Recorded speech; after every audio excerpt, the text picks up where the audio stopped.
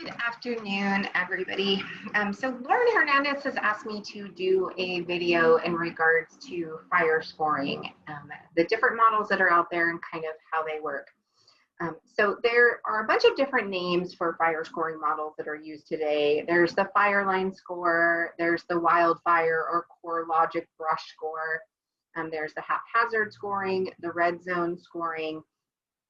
A couple tech companies have come up with their own versions of scorings, but all of them are looking at the same information. They are just evaluating it a different way. So the core things that they're looking at is what is the slope of the property? What is the access to the property? What is the aspect of the property? And how much fuel and surface composition is there around the property. So those are the items that they're looking at. And again, they are just going to evaluate them in different ways. So we'll kind of start with access. Access is literally just that. How much access does fire suppression have to a home in any given area? Is there more than one access point in? Can fire suppression units get in there safely and defend the home? Then you have the aspect, and the aspect is which direction is the sloping around the property facing. If it is facing to the north, that's going to have less exposure and fire danger than those aspects that are facing southerly. Southerly is going to dry out more. It's going to have more fire risk to it than the other directions. Then you have the fuel, which is, again, pretty self-explanatory on there. What is the density of fuel surrounding the property? What type of fuel is surrounding the property? The orchard trees are going to be a different type of fueling and regulated differently than if you have manzanita, eucalyptus, digger pines, things like that around your home. And then you have what is called the composition. The composition is looking at how many times in a 5-year period has this area burned? What pre-burn scores are there around there? Areas that have burned before have a better chance of burning again. Now, as we have seen in some areas, it can actually help if a fire burns into a current burned area. That can actually slow the process because it creates a natural fire break.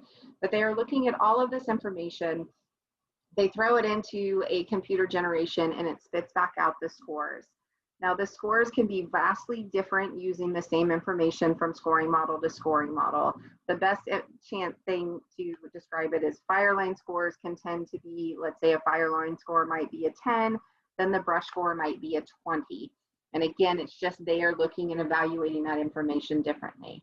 What has happened in the last couple of years is insurance companies have come in and they've stated the current fire scoring models that we are utilizing are not 100% accurate. Therefore, we must take little pieces of information from each of these scoring models, put them into another algorithm that spits out that says, hey, we're looking at all areas of fire danger with using all of these modelings. They put it together, then that decides whether or not they can do basically an insurance quote for you.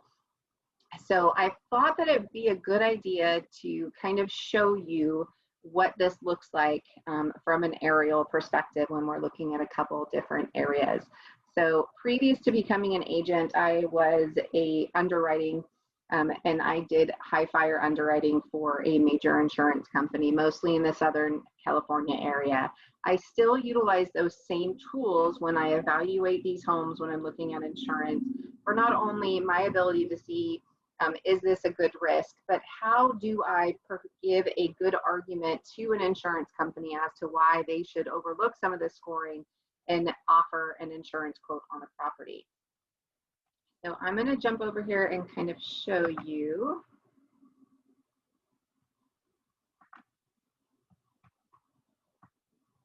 A visual just based off of kind of a grid of what they're looking at. So in this case, this CoreLogic or wildfire score was a 78. They're looking at how isolated the dwelling is, distance to where the vegetation starts. You've got sloping and canyon exposure back here. Now, whether you're at the top of the canyon or you're at the bottom of the canyon is also going to affect your Fireline scores differently.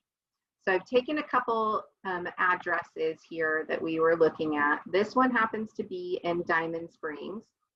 Now this home in Diamond Springs, it's in a more populated area of Diamond Springs, and it came in at a fire line of 4 and a wildfire score of 61.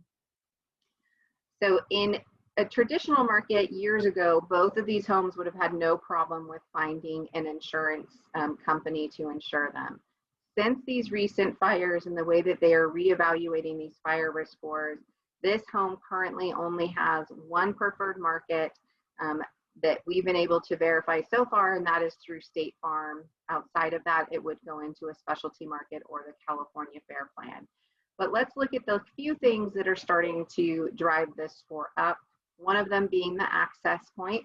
As you can see, it's on a court, so it only has one access point in. The further back a home is on a limited access, the higher the scores are going to be. If we look back here, even from the main street, there's the one entrance point in here without having to go all the way down here, wrap around, come in the back end. So all of these things they're looking at is how fast can fire suppression get to the property. Outside of that would be the next thing, which would be the fuel. So this home is actually categorized as being within 625 feet of heavy fuel. That fuel that you're seeing back here is all of this green, all of this kind of condensed fueling. And then it also pulls up a slight slope factoring. And the slope factoring that it's pulling up is this canyon area back here actually adds to the slope of the property. This says that fire can actually start in this canyon. This is at the top of the canyon. The fire can race up and it can actually create a more intense fire than if it was just on flat rolling ground that's going towards the home. So these are the factors that are really kind of pushing this one up there.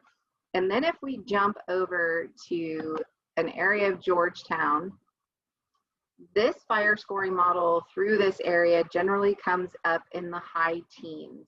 And you can see quite the difference between the two areas out here, where if you look all around here, you've got the aspect, you've got mountain, you've got ridges on all 4 sides of this sort of area.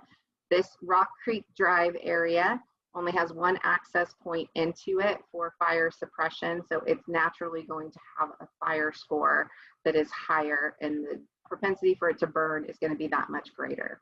So this is what they are looking at when they are looking to evaluate a risk on a home. You've got all of these aspects with not only your direct home, but within a 5-mile radius of the home, they can look that far out. The general rule of thumb is generally about 2,500 feet is going to really impact the scoring. But as an underwriter, if they pull up and they say, hey, you know, this home's actually not that bad, but we know that it is in a SHIA area, and what a SHIA area means is that your home is more likely to burn from ember spray. That is what we see in these large fires, where a fire is burning and then you start to see little red spots all surrounding the area within miles. Those are spot fires. That is ember cast. Certain homes, due to wind patterns, are more susceptible to that ember cast than others. So they're going to pull those scores as well as the general scores. They're going to look at the surrounding area, and they're going to determine, is this home something that we want to insure based off of these factors? So I hope that clears it up a little bit more, but the main thing to just remember is that all of these scoring models, no matter which one they are all utilizing the same information. They are all taking the same information for fuel, access, all of that. They're just evaluating and determining your risk based off of the certain basically log algorithm that they're using for that company itself. So as always, any questions, any concerns, reach out to us here at Intrinsic Insurance, 916-585-8184, and I will talk to everybody soon.